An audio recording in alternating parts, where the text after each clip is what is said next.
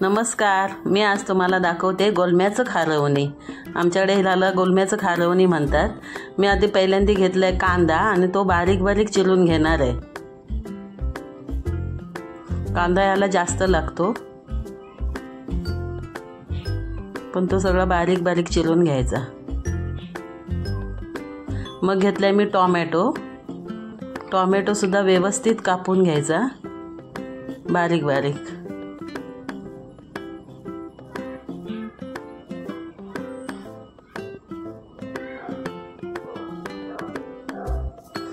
चवीपुरती घेतली मिरची काही जास्त घ्यायची नाही, कारण आपल्याला मसाला वापरायचा आहे आतमध्ये। मग घेतली मी कोथिंबीर सुद्धा बारीक चिरून घेते।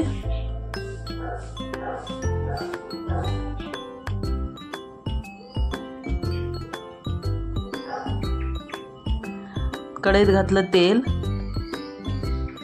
चांगलं तापू देते आणि नंतर घातले कांदा मस्तपैकी परतून शिजू द्यायचा आहे। तो मऊ व्हायला पाहिजे। चांगला परतून घेऊया कांदा छान शिजलाय।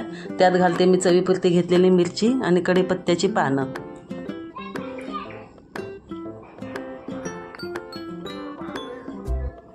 परतून घेऊया व्यवस्थित।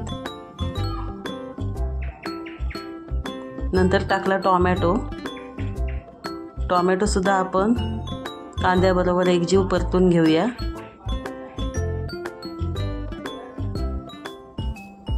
कांदा आणि टोमॅटो दोन्ही मऊ करायला द्यायचे, चांगला शिजू द्यायचा आहे कांदा आणि टोमॅटो।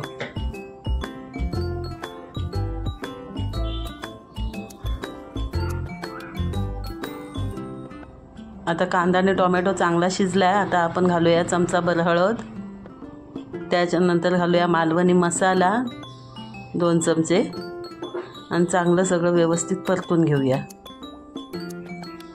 आता मस्त अगदी कलर आलाय बघा। आता घालूया हा मी निवडून स्वच्छ धुवून घेतलेला आहे 2दा आणि त्याच्यात मग घातले कोकम, जवळा आणि कोकम सगळं व्यवस्थित परतून घ्यायचं आहे। सगळ्याला तिखट मीठ व्यवस्थित लागलं पाहिजे आणि मग घालूया चवीनुसार मीठ, तेही परतून घ्यायचं आहे।